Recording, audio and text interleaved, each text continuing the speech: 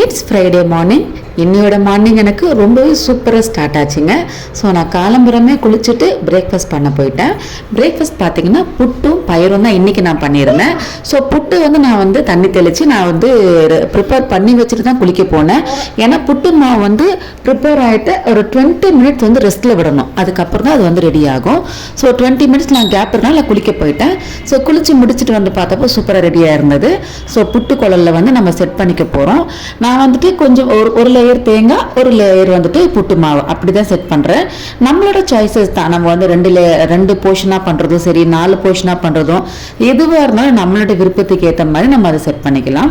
So நான் 4 போர்ஷனாக தான் பண்ணியிருக்கேன். ஸோ ஒரு லேயரில் தேங்காய் பூ வச்சுட்டு ஒரு லேயரில் நான் புட்டு மாவு வச்சுக்கிறேன். இன்றைக்கி நான் செம்பா புட்டு தான் பண்ணியிருக்கேன். செகப்பரிசில் பண்ணுவோம் இல்லையா, அந்த செம்பா புட்டு மாவு ரெடிமேடு தான் வாங்கியிருந்தேன். ஸோ அதில் தான் நான் ரெடி பண்ணிவிட்டு நான் செட் பண்ணிவிட்டு என்னோட முடியை நான் காய வைக்க போகிறேன். ஏன்னா புட்டு வேகிறதுக்கு ஒரு 5 மினிட்ஸ் ஆகும். ஸோ அந்த 5 மினிட்ஸில் நம்ம குயிக்காக ஒரு சின்ன ஹேர் ஸ்டைல் பண்ணிக்க போகிறோம். ஹேர் ஸ்டைல் கிடையாது, ஜஸ்ட் அந்த முடியை காய வைக்கிறதுக்காக நான் ஃப்ரீயாக விடாமல் ஒரு கொஞ்சமாக அந்த 2 சைடில் முடி எடுத்து நான் அதை லைட்டாக பின்னிட்டு நான் விட்டுற போகிறேன். அப்போ கொஞ்சம் காயறதுக்கு ஈஸியாக இருக்கும். ஃபுல்லாக லூஸ் ஹேர் விடாமல் இருந்த மாதிரி இருக்கும். அதுக்காக தான் இந்த மாதிரி பண்ணேன்.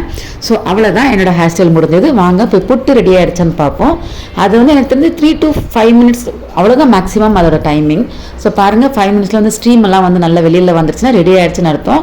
வீடியோவில் உங்களுக்கு தெரியுதான்னு தெரியல, ஆனால் புட்டு ரெடி ஆகிடுச்சு. ஸோ நான் ஓப்பன் பண்ணி காட்டுறேன் பாருங்கள். அவ்வளோ சூப்பராக புட்டு வந்திருந்தது.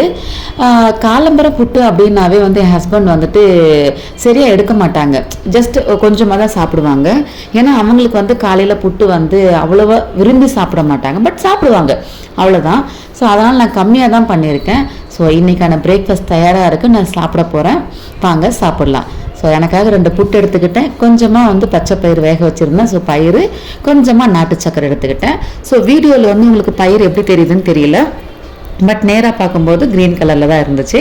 அது வீடியோவில் பார்க்கும்போது ஒரு மாதிரி கலர் வேறு மாதிரி தெரியுது. பட் சாப்பிட்டு பார்த்தேங்க, உண்மையிலே சூப்பராக இருந்தது. குயிக்காக ஈஸியாக போனோன்னா ஈஸியாக முடிச்சிடும். 5 மினிட்ஸில் புட்டு ரெடி ஆகிடும். பாருங்கள், இந்த கேப், இந்த புட்டு செய்கிற கேப்பு நான் முடிச்சு ரெடியாக எல்லாமே பண்ணி முடிச்சுட்டு பிரேக்ஃபாஸ்ட்டும் தயாராக இருக்குது. ஸோ இன்றைக்கான லஞ்ச் பார்த்தீங்கன்னா எனக்கு ரொம்ப ரொம்ப மோஸ்ட் ஃபேவரட்டான கதி பக்கோடா தான் எனக்கு இன்றைக்கி நான் பண்ணியிருக்கேன். இதுக்கு வெங்காயம் வெட்டணும், வதக்கணும், தாளிக்கணும், அந்த மாதிரி எந்த இதுவுமே அந்த தக்காளி வெங்காயம் அதெல்லாம் தேவையே படாது. ஜஸ்ட்டு தயிர், கடலை மாவு அவ்வளோ இருந்தாவே போதும். ஸோ அதை வச்சு தான் எனக்கு நிறைய தயிர் இருந்ததுனால நான் அதை வச்சு இன்றைக்கி நான் கதி பக்கோடா தான் பண்ணியிருக்கேன். சிம்பிளுங்க ரொம்ப. அதே மாதிரி இந்த பக்கோடா போடுறது ரொம்ப ஈஸி தான். ஜஸ்ட் பஜ்ஜி மாவு மாதிரி போட்டு அதை ரவுண்ட் ஷேப்பில் என்ன ஷேப் வேணுமோ அந்த மாதிரி போட்டு இந்த குழம்புல போட்டால் போதுங்க. அவ்வளோ சாஃப்டாக சூப்பராக ரெடி ஆகிடும்.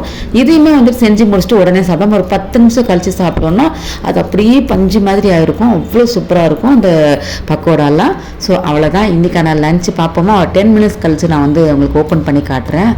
பாருங்கள் அந்த கலர், வாவ் பா, அவ்வளோ ஒரு கலர் எனக்கு ரொம்ப பிடிச்சிருக்கு. அது பார்க்குறதுக்கு அவ்வளோ டெம்டிங்காக சூப்பராக இருக்குது அந்த கலர்ஸ் எனக்கு பார்க்கும்போது. ஸோ அவ்வளோதான், நான் இப்போ சாப்பிட போகிறேன்னு ஆவலாக இருக்கேன்.